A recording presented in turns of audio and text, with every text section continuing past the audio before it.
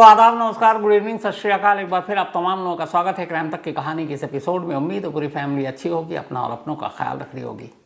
कहते हैं कि अगर पुलिस किसी केस की इन्वेस्टिगेशन या तफ्तीश ईमानदारी से करे तो न सिर्फ उस केस को सुलझाया जा सकता है, बल्कि कई बार बहुत सारे बेकसूरों बेगुनाहों को जो पुलिस पकड़ कर जेल में डाल देती है, ऐसे बेगुनाहों की रिहाई भी मुमकिन है। आज का जो केस है वो एक रहस्यमयी केस है, कम से कम इन्वेस्टिगेशन के पहलू से। 3 महीने के अंदर 2 अलग अलग इलाकों में, फासला ज़्यादा दूर नहीं, 2 डबल मर्डर होता है। और ये दोनों डबल मर्डर जो मारे गए करीब 55 से 65 साल की उम्र के लोग थे, दोनों हस्बैंड वाइफ थे। इस 2 डबल मर्डर के इल्ज़ाम में पुलिस 4 लोगों को पकड़ती है। 2 को 3 महीने पहले जब पहला ये डबल मर्डर हुआ, 2 को 3 महीने बाद जब दूसरा डबल मर्डर हुआ। तो पहले जो पकड़ा गया वो ऑलरेडी जेल में। और इत्तेफाक की बात देखिए कि जो पहला डबल मर्डर हुआ वो हस्बैंड वाइफ का हुआ, और उसमें जिसको पकड़ा पुलिस ने कातिल के तौर पर, वो भी हस्बैंड वाइफ थी। 3 महीने बाद जो दूसरा डबल मर्डर हुआ वो भी हस्बैंड वाइफ का डबल मर्डर हुआ था, और जिनको पकड़ा वो भी हस्बैंड वाइफ थी।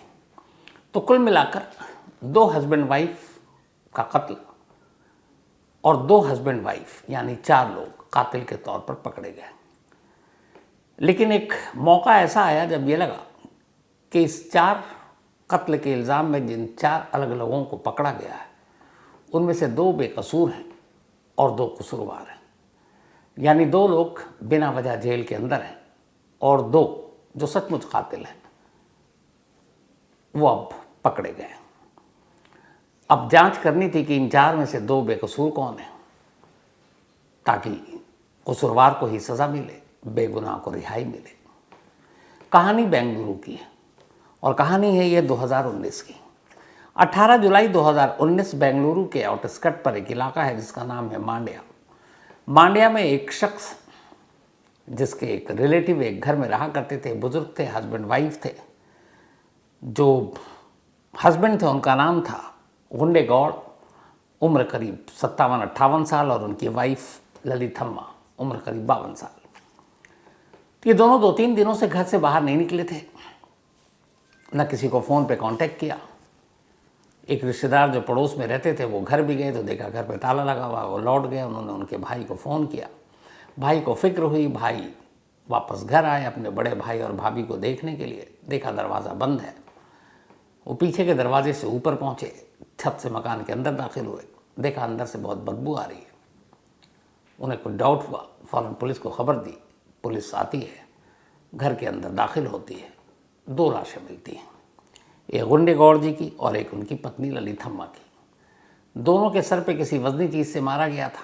कमरे में खून जो है वो सूख चुका था, इसका मतलब है कत्ल कई दिन पहले हुआ था, और लाश से बदबू भी आ रही थी। तफ्तीश के दौरान पुलिस ने पाया कि घर के सारे सामान बिखरे पड़े हैं, घर के सारे कीमती चीज़ गायब हैं, ना कोई जेवर है ना कैश है। तो मकसद साफ था कि यह कत्ल लूटपाट के लिए किया गया है। अब पुलिस अपनी जांच शुरू करती है, तफ्तीश होती है, आस पड़ोस के लोगों से, रिश्तेदारों से पूछा जाता है कोई दुश्मनी क्या। तो घूम फिरकर 2 लोगों पर आकर पुलिस की नज़रें टिक जाती हैं, और ये 2 लोग थे इन्हीं दोनों के पड़ोस में रहने वाले एक हस्बैंड वाइफ। ये हस्बैंड वाइफ, इनमें से एक का नाम था योगेश गौड़ा, उम्र करीब 33 साल, और उनकी पत्नी सुजाता 30 साल। इन दोनों पर शक की वजह ये थी कि करीब 4-5 दिन पहले ही इन दोनों की अपने पड़ोसी से झगड़ा हुआ। इससे पहले भी झगड़ा हुआ था कई बार, और 1-2 बार जान से मारने की धमकी भी दे दी थी योगेश ने। बहुत सारे लोगों ने गवाही दे दी। पुलिस ने उन गवाही के आधार पर आगे की कोई और तफ्तीश की नहीं, बस ये कि मोटिव ये झगड़ा था, और कोई आसपास दिखा नहीं, ना कत्ल के वक्त, ना कत्ल से पहले, ना कत्ल के बाद। तो इसका मतलब है कि पड़ोस में रहने वाले यही हस्बैंड वाइफ, इन्होंने ही मार डाला, और मार डाला इसलिए ताकि ये घर को भी लूट सकें, क्योंकि उनकी फाइनेंशियल हालत बहुत अच्छी नहीं थी। कुछ लोगों ने यह भी कह दिया कि इधर कुछ दिनों से इनके घर में बहुत कुछ अच्छी अच्छी चीज़ें आ रही हैं, तो अचानक शायद पैसा आया है। अब जिनकी मौत हुई थी गुंडेगौड़ा और ललिथम्मा, उनके घर में 10-15 लाख कैश जेवर थे। तो पुलिस को सीधा सीधा मोटिव लगा लूटपाट के लिए इन्हीं दोनों हस्बैंड वाइफ ने मारा है। पुलिस ने दोनों को अरेस्ट किया, दोनों चीखते रहे कि हम बेकसूर हैं, लेकिन पुलिस कहाँ सुनने वाली। उन्होंने पकड़ा, उसके बाद पूछताछ की, कुछ सबूत जुटाए, और फिर पुलिस कस्टडी खत्म होने के बाद जुडिशियल कस्टडी में दोनों को जेल भेज दिया। 90 दिन हो गए। 90 दिन के अंदर पुलिस ने चार्जशीट दाखिल कर दी और कहा कि इस डबल मर्डर के लिए यही हस्बैंड वाइफ जिम्मेदार हैं और इन्होंने लालच में और पैसों के लिए और कर्ज में डूबे हुए थे, कर्ज उतारने के लिए अपने पड़ोसी को मार डाला। अब दोनों जेल में हैं। 90 दिन हो गए, ट्रायल शुरू होने वाला था। पर इसी दौरान इधर दूसरी तरफ इस कत्ल के, जो कि 18 जुलाई 2019 को हुआ था, करीब 3 महीने के बाद 17 अक्टूबर 2019, वो 18 जुलाई था, ये 17 अक्टूबर, लगभग 3 महीने बीत गए, साल वही 2019। उसी बेंगलुरु में एक और इलाका है महादेवापुरा। इसी महादेवापुरा में लोकल पुलिस को एक फ़ोन कॉल आता है। कॉल ये कि महादेवापुरा के कॉलोनी के एक घर में 2 लाशें पड़ी हुई हैं। पुलिस की टीम इस कॉल के सुनने के बाद मौका वारदात पर पहुंचती है। वहां जाकर देखती है कि घर के अंदर 2 लोगों की लाशें पड़ी हैं। दोनों की शिनाख्त जो होती है, एक चंद्रेगौड़ा उम्र करीब 63 साल और उनकी वाइफ लक्ष्मम्मा उम्र करीब 55 साल। इन दोनों के सर पे भी वजनी चीज़ से मारा गया था। खून के निशान सूख चुके थे। घर में तमाम चीज़ें उलट पुलट थी। पहली नज़र में ही देखकर साफ था कि ये रैनसैकिंग या लूटपाट के लिए एक केस हुआ है और घर से सारे कीमती सामान गायब, घर में कोई भी कैश नहीं। तो क्लियर कट एक लूटपाट के लिए डबल मर्डर। तो डबल मर्डर, 4 कातिल लेकिन 2 बेकसूर और 2 कसूरवार। क्राइम की एक ऐसी मर्डर मिस्ट्री है, धोखा एक मर्डर मिस्ट्री। यही नाम है Kuku FM audio entertainment app पर, जिसे आप सुन सकते हैं। बहुत ही मिस्टीरियस कहानी है धोखा एक मर्डर मिस्ट्री। वो इसलिए कि इसमें कातिल तो एक है लेकिन सवाल कई है। और सवाल ये भी है कि खूनी सामने है तो क्या उसे पहचान लिया जाएगा, क्या उसे पकड़ लिया जाएगा। और इसीलिए धोखा एक मर्डर मिस्ट्री कुकू एफएम के ऑडियो एंटरटेनमेंट ऐप पर आप जरूर सुनिए। कुकू एफएम एक बेहद तेज़ी से बढ़ता हुआ ऑडियो लर्निंग ऐप है और लाखों लोग इसको सुन रहे हैं और इससे कुछ ना कुछ नया सीख रहे हैं, आगे बढ़ रहे हैं। अगर आपने अब तक कुकू एफएम की ऑडियो बुक नहीं सुनी है तो अब आपके लिए कुकू एफएम ने 7 दिन का फ्री ट्रायल शुरू किया है। इन 7 दिनों के दौरान आप पूरे प्लेटफॉर्म पर कोई भी शो सुन सकते हैं, जिनमें 5000 शो शामिल हैं, बल्कि 5000 से ज़्यादा हैं बिल्कुल मुफ्त। ऑफर बहुत तगड़ी है, तो अपने दोस्तों को और फैमिली मेम्बर्स को भी ये ज़रूर बताना। 3 महीने के अंदर 2 बुजुर्गों का डबल मर्डर हो चुका था। हालांकि दोनों इलाके, दोनों पुलिस स्टेशन अलग अलग। अब पुलिस ने तफ्तीश शुरू की सेकंड डबल मर्डर की, क्योंकि पुलिस पहला डबल मर्डर का केस सुलझा चुकी थी। 2 मियाँ बीवी जो थे उनको पकड़कर जेल में डाल चुकी थी। अब इस केस की तफ्तीश हुई तो सबसे पहले पुलिस ने उस शख्स से पूछताछ की जिसने पुलिस को कॉल किया था। वो एक दुकानदार था, एक शॉपकीपर था, जो चंद्रेगौड़ा के घर के बिल्कुल कॉर्नर में उसकी एक दुकान थी। तो उससे पुलिस ने पूछताछ की तो उसने बताया कि 17 अक्टूबर की शाम को मैंने आखिरी बार देखा था चंद्रेगौड़ा जी को। वो अपने गोद में एक छोटे से बच्चे को लेकर आए थे जिसकी उम्र शायद 1.5 साल रही होगी, और उसके लिए एक बिस्किट का उन्होंने पैकेट ख़रीदा। मैंने उनसे पूछा भी, क्योंकि मैं जानता हूँ वो दोनों हस्बैंड वाइफ अकेले रहते हैं। तो उन्होंने बताया कि हमारे एक दूर के रिश्तेदार हैं जो हमारे घर आकर आज रुके हैं, कल चले जाएंगे, उन्हीं का ये बच्चा है। तो मैंने कहा इसको बिस्किट दिला दूँ। वो बिस्किट लेकर चले गए। उसने कहा कि इसके बाद उसी रात करीब 9, साढ़े 9 बजे मैंने चंद्रेगौड़ा जी के मकान के घर के बाहर एक महिला को टहलते हुए देखा और उसके गोद में भी एक बच्चा था, और ये वही बच्चा था। तो मुझे लगा कि ये वही रिश्तेदार हैं। और फिर उसके बाद रात बीती, सुबह हुई तो मैंने देखा कि चंद्रेगौड़ा जी के घर के पानी का टंकी जो है वो ओवरफ्लो हो रहा है और पानी बाहर आ रहा है। तो मैंने पहले फ़ोन किया, उन्होंने उठाया नहीं। फिर मैंने घर पे नॉक किया, दरवाज़ा खुला नहीं। फिर मैंने घर के बराबर की एक खिड़की से झांका तो देखा अंदर उनकी लाश पड़ी हुई है। उसके बाद मैंने पुलिस को फ़ोन कर दिया। अब ये उस आई विटनेस दुकानदार का बयान था। पुलिस ने अपनी तफ्तीश शुरू की और कोई क्लू मिला नहीं। तो पुलिस ने सबसे पहले ये काम किया कि इस इलाके में उस रात, यानी कि 17 अक्टूबर 2019 की रात और शाम को कितने मोबाइल एक्टिव थे, और ख़ास तौर पर देर रात को भी, क्योंकि बयान के हिसाब से जो भी मेहमान आकर ठहरा था वो रात वहीं रुका था। अब वो मेहमान कौन, ये इसकी शिनाख्त हो नहीं पा रही थी। तो खैर उस टावर के ज़रिए जितने भी मोबाइल उस वक्त एक्टिव थे, पुलिस ने उन सारे मोबाइल को खंगालना शुरू किया, नंबर चेक करना शुरू किया, कौन नंबर किसके नाम पर है, कितने कॉल हुए। इसमें काफ़ी वक्त लगा। बहुत सारे जो नंबर थे वो सारी शिनाख्त हो गई, वो वहीं के लोकल लोग थे, उनमें कोई भी सस्पिशियस ऐसा कोई था नहीं कि जिसके ऊपर शक करे। लेकिन 2 नंबर ऐसे थे जो उस इलाके में रजिस्टर भी नहीं थे और इससे पहले वो नंबर कभी उस इलाके में एक्टिव भी नहीं थे, और वो नंबर लगातार करीब 8-10 घंटे उसी इलाके में मौजूद थे, एक्टिव थे। तो यहाँ से पुलिस को पहला क्लू मिला कि 2 नंबर किसके हैं। पुलिस ने जब छानबीन की तो पता चला कि ये 2 नंबर है, ये एक कैब ड्राइवर है उसका नंबर है, और जो नंबर था वो इस इलाके का नहीं था बल्कि वो कहीं और का रहने वाला था। और इसीलिए पुलिस ने अब उस नंबर को जब टटोला कि नंबर किसके नाम पे रजिस्टर्ड है, तो पता चला कि एक वेंकटेश नाम का शख्स है जिसकी उम्र करीब 31 साल है। एक नंबर तो उसके नाम पर है, और दूसरा नंबर जब उन्होंने खंगाला तो पता चला कि यह नंबर एक अर्पिता नाम 25 साल की उम्र उसके नाम पर रजिस्टर्ड है। बेंगलुरु का पता किसी और इलाके का है।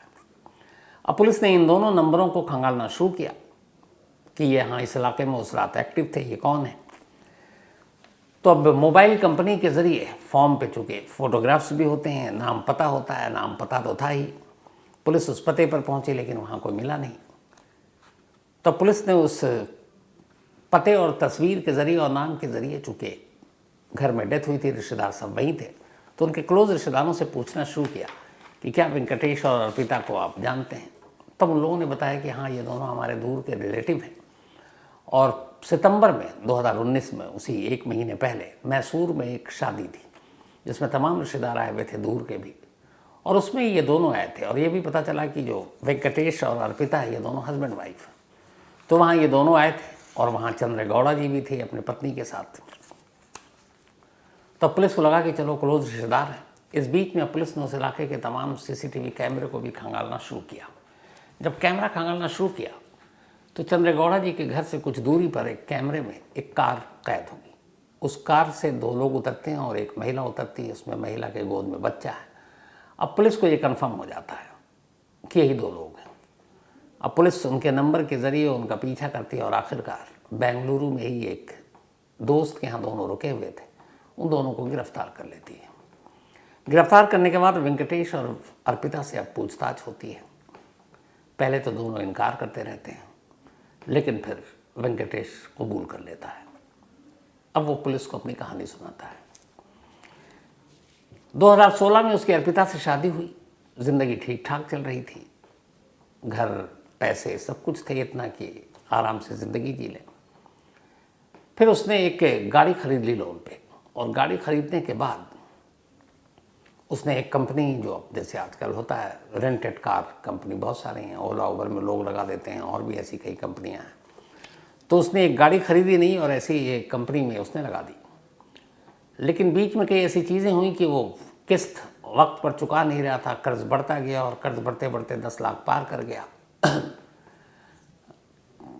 जो है कर्ज के बोझ तले अब लोग उससे मांगने लगे, 1 से ज़्यादा लोगों का कर्ज था उस पर। तो वो परेशान होने लगा कि क्या करें, कर्ज कैसे उतारें। तभी एक रोज़ उसने अचानक कोई अखबार पढ़ रहा था, उसमें कुछ खबरें थी ओल्ड कपल के मर्डर के बारे में, कि अकेले रहने वाले बुज़ुर्ग की जान कितने ख़तरे में है। कुछ ऐसी खबर दिल्ली की भी उसने पढ़ी। जब ये खबर पढ़ी तभी उसने सोचा कि मेरे अपने फैमिली में दूर दराज के भी रिश्तेदार, और ये क्लिक इसलिए किया कि 1 महीने पहले सितंबर में ही वो मैसूरू में एक शादी में गया था, फैमिली की ही दूर की। तो उसने अपने वहाँ बहुत सारे ऐसे रिश्तेदारों से मुलाकात हुई जिनसे वो ज़माने के बाद या पहली बार मिला, और पता चला कि उसके दूर के रिश्तेदार हैं, उसके माँ की तरफ से या पिता की तरफ से, ननियाल या दधियाल की तरफ से, और उसमें बहुत सारे ऐसे थे जो बुज़ुर्ग थे। तो बातचीत भी हुई उसकी और अर्पिता के, क्योंकि रिश्तेदार थे। तो बातचीत के दौरान उसने पता किया कि इनमें से बहुत सारे लोग ऐसे हैं जो बुज़ुर्ग हैं, जिनकी उम्र 55-60 पार कर गई है, और ये दोनों बुज़ुर्ग मियाँ बीवी अकेले रहते हैं, अकेले अपने अपने घरों में, और इनके बच्चे किसी के नहीं हैं, और हैं भी तो कुछ के अलग अलग शहरों में नौकरी कर रहे हैं, कुछ के देश के बाहर नौकरी कर रहे हैं। तो इधर कर्ज से डूबा हुआ, उधर डबल जो ओल्ड कपल और बुज़ुर्गों की हत्याओं की खबर वो अखबार में पढ़ रहा है। और तभी उसने सोचा कि मेरे अपने ख़ानदान में इतने सारे बुज़ुर्ग हैं जो अकेले रहते हैं, तो बड़ा इजी टारगेट है, और उनके पास पैसे हैं, गहने हैं। क्योंकि उसने शादी में ऐसे बहुत सारे अपने बुज़ुर्ग रिश्तेदारों को देखा जो महिलाएं अच्छा खासा सोने के जेवर पहनकर आई हुई थी। तो उसे लगा कि क्यों ना अपने ऐसे बुजुर्ग रिश्तेदारों को चुना जाए जो अकेले रहते हैं, जिनके साथ उनके बच्चे नहीं रहते हैं, और फिर उनको मारकर उनकी सारी जो दौलत है वो लूट ली जाए। इसके बाद वेंकटेश ने अपनी पत्नी अर्पिता के साथ मिलकर लिस्ट बनानी शुरू की। लिस्ट बनाने के बाद उसने इन तमाम चीज़ों का ख्याल रखा कि कौन कहाँ पर रहता है, उनका लोकेशन क्या है, घर जिस जगह पर है वहाँ से कत्ल करके निकलना कितना आसान है, उनकी उम्र कितनी है, वो विरोध करेंगे तो फिर क्या होगा, घर में उनके पास कितने पैसे हैं, बैंक में कितने पैसे हैं। ये सारी चीज़ें रेकी करने के बाद उसने जो पहला टारगेट चुना वो चंद्र गौड़ा जी को चुना, जो उसके एक दूर के रिश्तेदार थे और जिनसे वो मैसूर की शादी में मिल चुका था। तो चंद्र गौड़ा जी की पत्नी लक्ष्मम्मा को उसने बहुत सारे गहने पहने हुए देखा था शादी में। तो पहले तो वो खामोशी से गया, वहीं सब बात हो गई थी, जैसे रिश्तेदार मिलते हैं, कहते हैं कभी घर आओ बेटा। तो इसने सारे एड्रेस वैड्रेस ले लिया। उसके बाद 1-2 दिन खामोशी से गया। उसने चंद्र गौड़ा जी के घर की रेकी की। उसने देखा कि आसपास सन्नाटा है, किसी को किसी से मतलब नहीं है, दोनों मियाँ बीवी अकेले रहते हैं, कोई मेड कोई नौकर भी नहीं है। रेकी करने के बाद फिर इसने प्लान बनाया। फिर एक रोज़ वही 17 अक्टूबर 2019 को ये अर्पिता और अपने बच्चों को गोद में बच्चे को लेकर, ताकि किसी को शक ना हो, ये उनके घर पहुंचा। घर जाने के बाद उसने अचानक ये बहाना बनाया कि हम कहीं गुजर रहे थे और बच्चा रोने लगा, शायद इसके कुछ पेट में दर्द है, क्या है। तो हमने कहा थोड़ी देर रुक जाते हैं, शाम हो चुकी है। ये पहुंचा था करीब 6:15 बजे। तो अचानक याद आया आप तो यहीं रहते हैं, तो यहाँ चला आया। चंद्र गौड़ा जी को भी लगा दूर का रिश्तेदार है, तो उसने कहा अब हम एक रात यहीं रुक जाएंगे और सुबह यहाँ से आगे बढ़ जाएंगे। उन्होंने कहा कोई बात नहीं बेटा, तुम रुक जाओ। उसके बाद बाकायदा उसके बच्चे को ले जाकर बिस्किट भी दिलाते हैं। फिर जैसे ही रात होती है, वो अचानक अपने साथ गाड़ी का कार का एक पाना लेकर आया था। वो चंद्र गौड़ा जी के सर पर मारता है, पहले ही वार में उनकी मौत हो जाती है। फिर उसके बाद उनकी पत्नी को मारता है, फिर घर की तलाशी लेता है। कुल मिलाकर बहुत सारे जेवर कैश वहाँ से बटोरता है और देर रात को ही उस घर से निकल जाता है। बाद में उस जेवर को ले जाकर उसका एक अपना जौहरी जानने वाला था एक ज्वेल शॉप में, वहाँ उसको बेचता है। करीब 10 लाख रुपए उसे मिलते हैं उस सोने के जेवरात के एवज में। और फिर वो अपने घर को दोनों मियाँ बीवी निकल लेते हैं। ये उसने पूरी कहानी बताई। तब पुलिस उससे पूछती है कि अच्छा ये बताओ कि तुमने ये तय किया कि तुम अपने बुजुर्ग रिश्तेदारों को निशाना बनाओगे, तो और भी किसी को निशाना बनाया क्या? अब वेंकटेश को लगा कि 2 कत्ल तो कर ही चुका हूँ, अब 2 कत्ल करूँ या 10 करूँ सज़ा तो उतनी मिलेगी। इधर पुलिस वालों को अब डाउट हो रहा था कि नहीं इसने पक्का कुछ और किया होगा। तो इधर पुलिस की एक टीम उस जौहरी की दुकान पर गई जहाँ इसने जेवर बेचे थे चंद्र गौड़ा जी के कत्ल के बाद। तो वहाँ उसने बताया कि हाँ ये इससे पहले भी जेवर लेकर आया था महिलाओं के। अब पुलिस का शक यकीन में बदलने लगा। तब उन्होंने पूछा कि अच्छा ये बताओ कि तुमने और कुछ अपने बुजुर्गों को निशाना बनाया? ये पहला केस था। इसके बाद जब वो कहता है तो खुद पुलिस हैरान रह जाती है। वो बताता है कि 3 महीने पहले मैंने इसी बेंगलुरु के पांड्या इलाके में एक और दूर के रिलेटिव बुजुर्ग थे, उन दोनों को मारा था। पुलिस पूछती है कहाँ, तो वो बताता है कि ये एड्रेस है और वहाँ मारने के बाद मैंने वहाँ से भी ये पैसे लूटे, गहने लूटे और फिर उन गहनों को उसी जौहरी को बेचा। अब उस जौहरी का भी बयान पुलिस के सामने, फिर उसने जो पूरा एड्रेस बताया वो भी।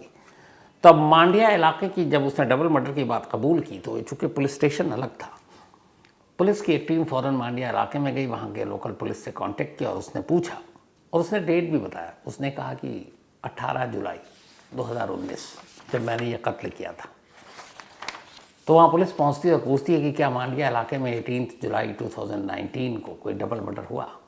लोकल पुलिस फाइल खोलती है और कहती है हाँ साहब ये हुआ था, 2 लोगों का कत्ल हुआ था, जिनमें से एक का नाम गुंडे गौड़ा जी था और उनकी पत्नी ललिथम्मा। वो पूछती है कि आप क्यों पूछ रहे हैं? तो कह रहे नहीं इस केस के बारे में और जानकारी चाहिए। बोला इस केस में तो अब कुछ बचा नहीं है, केस क्लोज हो चुका है। इस केस के सिलसिले में हमने 2 लोगों को अरेस्ट किया और एक योगेश गौड़ा नाम का और उसकी पत्नी सुजाता, चार्जशीट दाखिल हो चुकी है, दोनों इस वक्त जेल में हैं और अब तो ट्रायल शुरू होने वाला है। तब फिर बेंगलुरु की वो दूसरे पुलिस थाने की पुलिस बताती है कि आपने शायद 2 बेगुनाहों को पकड़ रखा है, क्योंकि उस डबल मर्डर का असली कातिल तो हमारे पास है। अब मांड्या की पुलिस सुनकर चौंक उठती, कहती नहीं, उन्होंने एक्सेप्ट किया, हमारे पास ये है। तो फिर कहती है कि हमारे पास भी 2 कातिल हैं और वो एक्सेप्ट कर रहा, और न सिर्फ हमारे पास कातिल है बल्कि हमें सबूत भी मिल गए, क्योंकि उस घर से जो उसने गहने चुराए थे वो एक खास जौहरी को बेचे और उस जौहरी ने इस बात की गवाही दी, और कौन कौन से जेवर हैं ये भी उसने बता दिया। अब जब ये सारी चीज़ें हुई और उन जेवरों को पुलिस बरामद करके ला चुकी थी, गुंडे गौड़ा जी के रिश्तेदारों को दिखाया गया, उन्होंने पहचान लिया कि ये वही जेवरात हैं। अब यहाँ इशू ये आ गया कि 2 पुलिस, 2 अलग अलग केस। एक पुलिस कह रही है हमने केस सॉल्व कर दिया, दोनों को अरेस्ट कर लिया, वो जेल में है, अब तो मुकदमा शुरू होने वाला है। दूसरी पुलिस कह रही है कि तुमने 2 गलत लोगों को पकड़ा है, उन मियाँ बीवी को, असली कातिल हमारे पास है। अब यहाँ इशू ये है कि अगर मांड्या पुलिस मान ले कि हमने 2 बेगुनाहों को पकड़ के जेल में भेज दिया और अब तो ट्रायल शुरू होने वाला, तो फिर उनकी वर्दी पे भी दाग लगेगा, उनकी तरक्की में भी रुकावटें आएंगी, लोग भी उंगली उठाएंगे कि यार तुमने गलत केस खोला, 2 बेचारे गरीब बेगुनाह को फंसा दिया। तो पहले तो उन्होंने कोशिश की कि यार जो हो गया अब हो गया, वो जेल चलेगा, छोड़ो, इस गड़े मुर्दे को मत उखाड़ो। लेकिन बेंगलुरु की दूसरे पुलिस ने कहा नहीं, जब गवाह है और उसने एक्सेप्ट कर लिया तो फिर ये गलत है, आपको इस केस की री इन्वेस्टिगेशन करनी चाहिए। मांड्या पुलिस दबाव में आई, झुकना पड़ा और उसने कहा ठीक है। उसके बाद दोबारा जांच की, वेंकटेश और अर्पिता से उन्होंने पूछताछ की, वो सारे फ़ोन कॉल डिटेल्स, जौहरी की गवाही, ये सारी चीज़ें जब सामने आई तो फिर ये हो गया कि यही दोनों असली कातिल हैं। पुलिस ने बेशक जो योगेश और सुजाता को पकड़ा था पहले डबल मर्डर केस के सिलसिले में, उनके खिलाफ एक भी सबूत नहीं था जो ये साबित कर सके कि ये मौका वारदात पर थे, घर के अंदर थे, कोई उंगलियों के निशान थे, कोई चीज़ नहीं, सिवाय इसके कि बस एक शक कि इनका झगड़ा हुआ था, धमकी दी थी इसलिए मार डाला। जबकि दूसरी तरफ वेंकटेश और अर्पिता के खिलाफ तमाम सबूत थे। आखिर में मांड्या पुलिस को झुकना पड़ा। री इन्वेस्टिगेशन के बाद उन्होंने अपनी एक रिपोर्ट तैयार की, अदालत में पेश किया, और उस रिपोर्ट के आधार पर कोर्ट ने पिछले कई महीनों से जेल में बंद, बिना किसी जुर्म के, बिना कोई कत्ल किए, एक हस्बैंड वाइफ योगेश गौड़ा और सुजाता, उनकी पत्नी को रिहा करने का हुक्म दिया। योगेश और सुजाता अब रिहा हैं, उनके ऊपर से ये कलंक हट चुका है, कातिल होने का ठप्पा हट चुका है। और वेंकटेश और उसकी पत्नी अर्पिता, जिन्हें एक डबल मर्डर के लिए पकड़ा गया था, अब 2 डबल मर्डर के इल्ज़ाम उनके सर पर हैं। दोनों के खिलाफ अदालत में मुकदमा शुरू हो चुका है, लोअर कोर्ट में अभी ट्रायल चल रहा है, आखिरी फैसला आना अभी बाकी है। जब भी ये फैसला आएगा आप तक ज़रूर पहुंचाऊंगा। लेकिन इस केस में, जैसा मैंने शुरू में कहा कि अगर पुलिस किसी केस की ईमानदारी से जांच करे तो न सिर्फ उस केस का एक अच्छा अंजाम होता है, इंसाफ मिलता है, बल्कि अगर किसी और केस में किसी बेगुनाह को फंसा दिया गया हो तो वो बरी भी हो सकता है।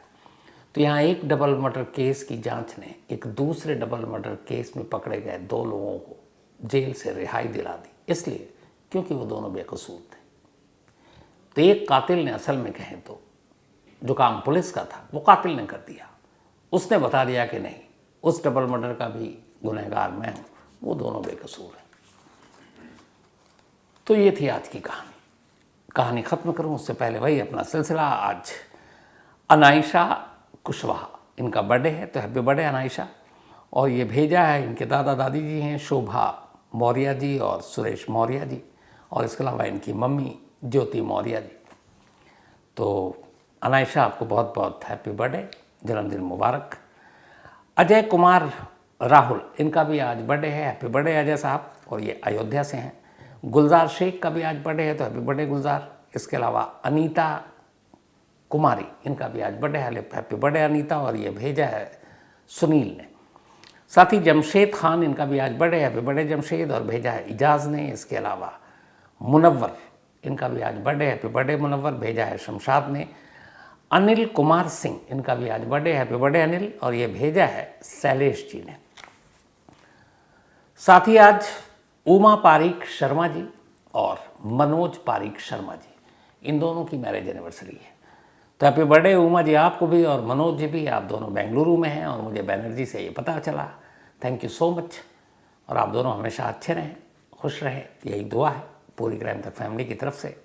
साथ ही शशि साहू और रमेश साहू जी, इन दोनों की भी आज मैरिज एनिवर्सरी है। तो शशि जी और रमेश जी आप दोनों भी हमेशा अच्छे रहें, खुश रहें एंड हैप्पी मैरिज एनिवर्सरी आप दोनों को। साथ ही आज असद अंसारी इन्होंने कहानी की फरमाइश की है। सुधीर दहिया इन्होंने कहानी की फरमाइश की है।